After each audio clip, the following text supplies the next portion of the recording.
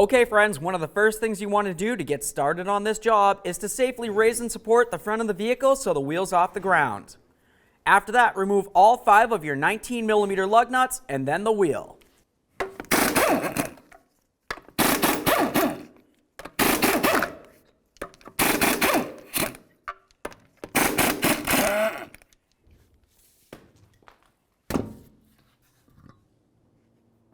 Now that we have the wheel out of the way, we're going to have a look at the caliper. That's this area right here. Located in this area is the caliper piston. When you step on the brake, the piston's going to go out and squeeze the pads up against the rotor. What we need to do is push that piston in. So I'm just going to use a pry bar, carefully get in between this area. I'm going to pry up against the caliper and try to get in there up against the rotor. Now I'll just gently pry this and you should be able to see that piston making its way in a little bit.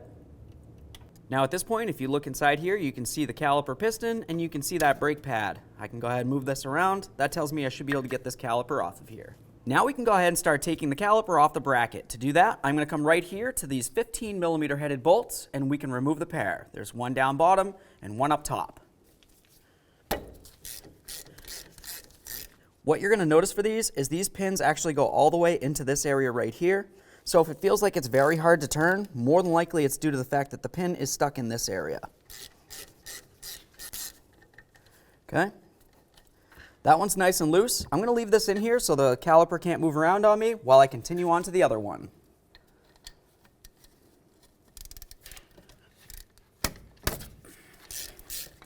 Before we take out those pins, let's grab a bungee cord or even a caliper hook that looks like this. I'm going to put this right up onto the strut spring. And now when we take off the caliper, we can hang this on that hook without putting any pressure on our flex hose. With that said, we can start pulling out our pins. There's our top one. Let's have a look at the very end where my index finger is right here. This one has a rubber bushing on it. That's for vibration dampening. Keep that in mind. Let's grab this one down here. Looking at the very end, there's no vibration dampener. So once again, the top slider has the vibration dampener. The lower slider does not. Remember that for installation. Go ahead and carefully remove that caliper and quickly give it an inspection in this area right here. If you see any fluid, it's more than likely brake fluid, and if that's the case, you have to replace the caliper. Now let's go ahead and hang this, putting no pressure on that flex hose so we don't damage it in any way. Next, we can start removing our brake pads from the area. Now typically for this, you can just reach in, grab them, and they should slide right out. You're going to want to give them a quick inspection. Obviously, if they look like this one right here, well, it's time to be replaced. Get this out of here. Oh yeah. Those are good. Now moving along the back side of the knuckle, you're going to be able to find the two 15mm headed bolts to hold the caliper bracket to the knuckle. We're going to go ahead and remove the pair of those bolts.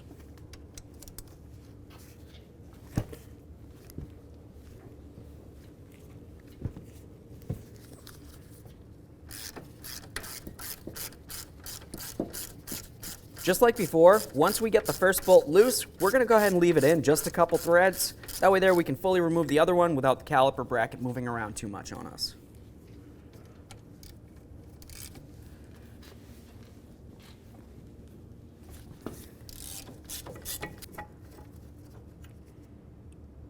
Inspect those bolts as you remove them. Of course, we'll set them aside. We can clean those up later.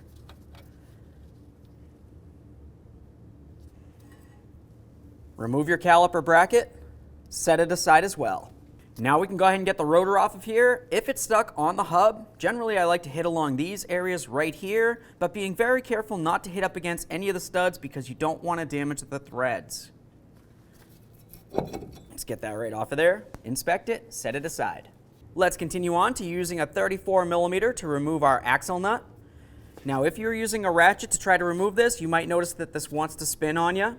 If that's the case, go ahead and put a pry bar in between your studs along here and then down to the ground. That'll prevent it from spinning, so you can use your 34mm to remove that nut. A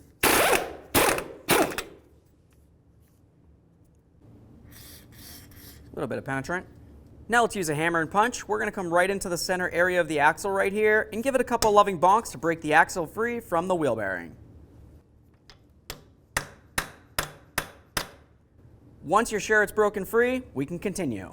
Now what we're going to do is come right over here to this area. This little tab right here is for the ABS connector located on the back side of this. So what I want to do is just reach along the back. I'm going to find a little white tab and then go ahead and disconnect this.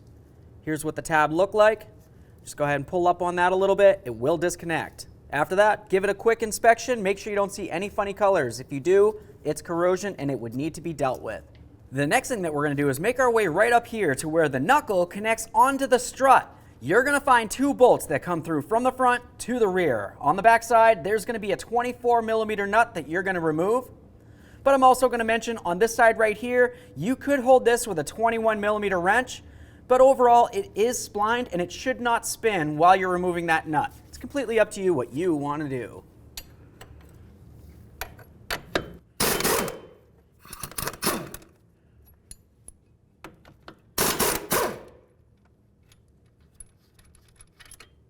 Now for these bolts, we're going to have to go ahead and drive them right out of there. Typically, I just use my hammer and I'm going to give it a couple loving bonks. We're going to start seeing it come out.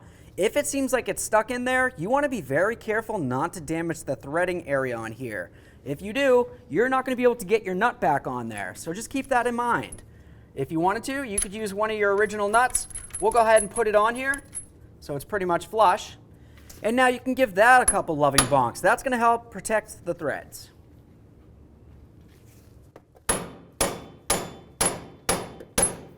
Starting to pull through.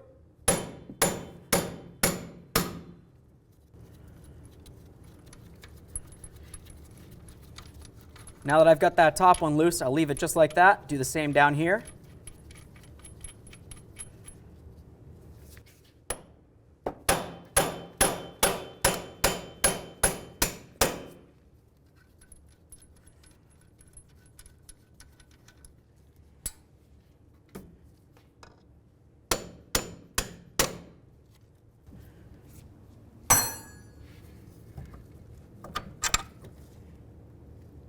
Inspect each of your bolts as you remove them. Now after I take this one out, this is going to want to come down, so just keep that in mind. I don't want you to get hurt when this does move.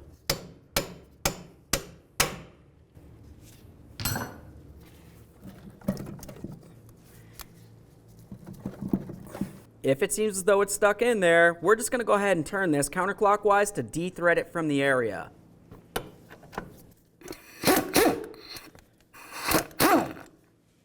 Now we're going to give this a little shake to separate it.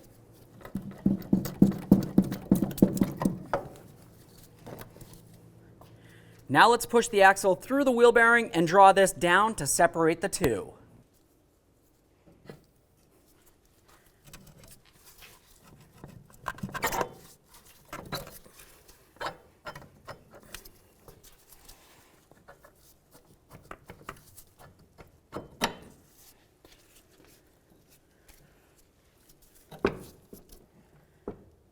So now we're just going to make a safety strap. For this, you can use anything you want, but essentially what we have to do is go ahead and get the axle out of here. But to do this, we're going to be underneath the vehicle, so I want to be very careful as I remove this so it can't fall down and potentially hurt me.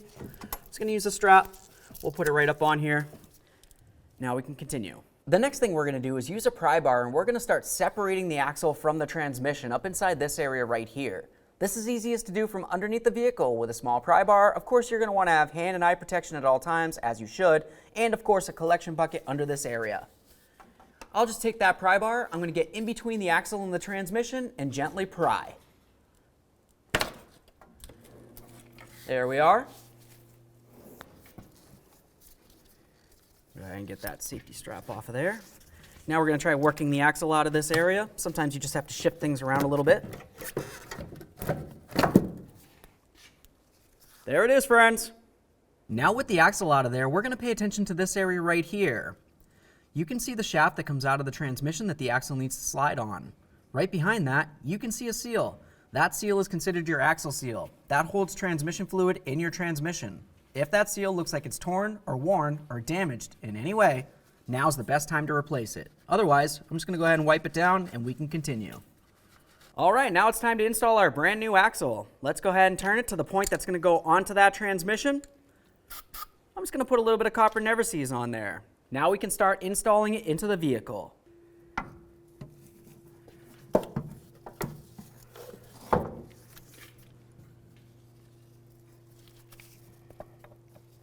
Line it up with the splines that are coming out of the transmission and go ahead and press it in. If it doesn't seem like it wants to slide in there easily, that's a good thing, because on the transmission shaft there should be a little clip on there that holds everything tight. So what I'm going to do is just go ahead and take this axle nut. I'm going to make it so it's pretty much level. And then I'll take a rubber mallet. I'm going to give this a couple loving bonks to drive it into the transmission to completely seat it.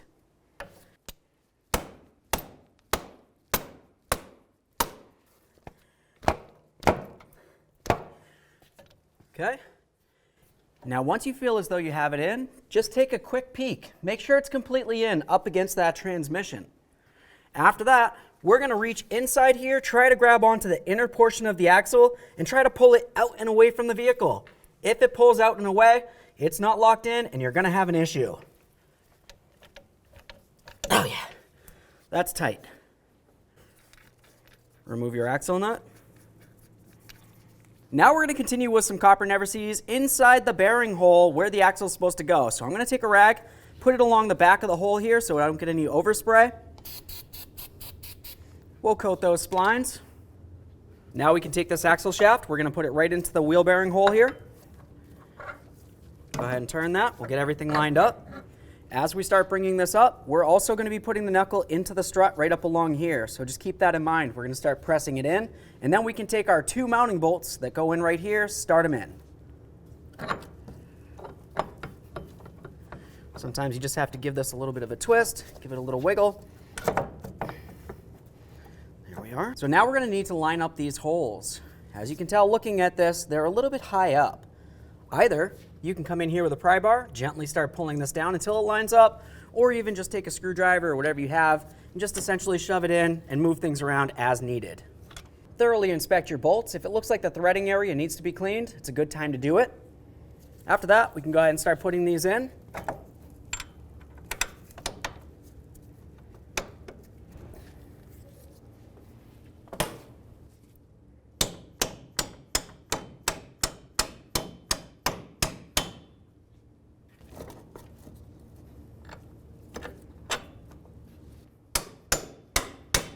These bolts, you're going to want to use a little bit of red thread locker on the threads, like I mentioned before. Take both of your nuts, start each of them on. Now we can bottom them out.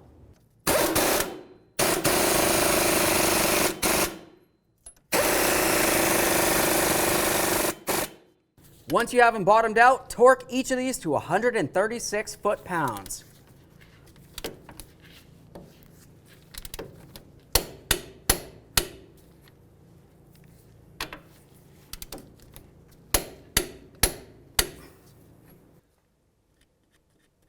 Red thread locker on that axle stud.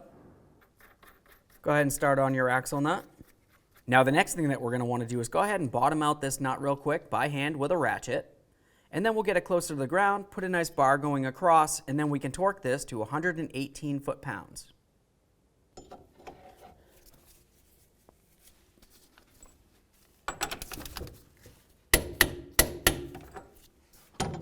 Let's connect in that ABS wire.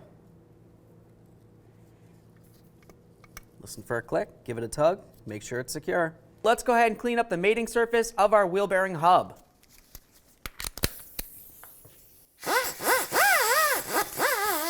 Copper never sees on your mating surface.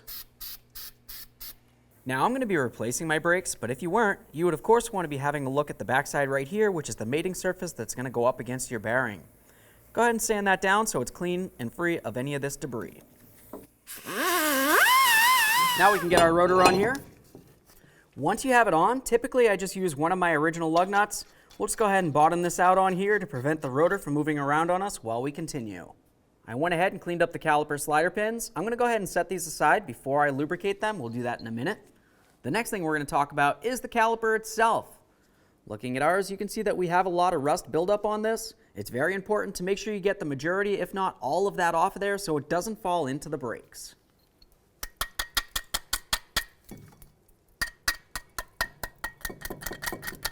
Next, it's going to be time to put our caliper bracket on. Make sure you clean and re-thread lock the bolts. Start both of these bolts in, we'll snug them up, and then we're going to torque these to 137 foot-pounds.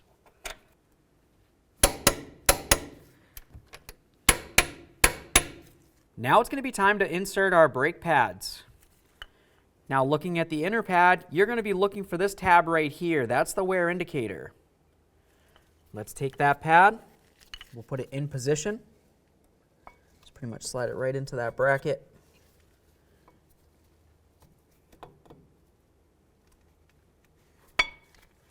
Now essentially you want to make sure that this can move around once it's in there. If you had to use a hammer to bonk it in there, more than likely the bracket isn't cleaned up enough. Let's do the same to that outer pad. Make sure it can move around. Now let's take some more of that high temperature caliper grease and we're going to go right along the metallic piston of the caliper here. Just a thin coating. And then continue with that grease and go along the back side of each of these ears. All of this grease is going to help with vibration dampening and noise reduction. Now we can go ahead and slide our caliper over the brake pads. Now as I do this, the areas that you want to pay attention to are the slider boots right here. You have one along the bottom and the top, of course. We're just going to go ahead and press that in and we'll slide the caliper into place. Let's apply some of that caliper lubricant to each of these slider pins. We're going to go ahead and coat the entire shaft of both. And when we coat it, we also want to make our way up and into the groove closest to where that threaded area is. That's where the boot's going to be, like I told you before. By putting grease into that area, it's going to make sure that no moisture or debris make its way into the caliper slider port. Now once you have them well lubricated, we're going to go ahead and start putting in our pins. The one without the bushing goes along the bottom. Start that in. Top bolt with the rubber bushing. Start that in as well. All right. So now we're just going to bottom out both of these mounting bolts and then we're going to torque each of these to 63 foot-pounds.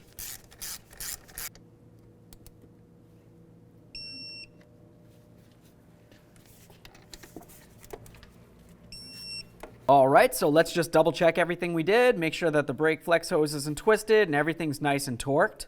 After that, let's go ahead and remove this lug nut and then grab our wheel. All right, so now you just want to double check everything, make sure everything's tightened and torqued and situated perfectly. After that, let's go ahead and get the wheel up on here. Now we can start on all of our lug nuts. We'll bottom them out, get the wheel back on the ground, and then we're going to torque all of the lug nuts to 100 foot-pounds. All right, the wheel's back on the ground. Let's torque these to that 100 foot-pounds.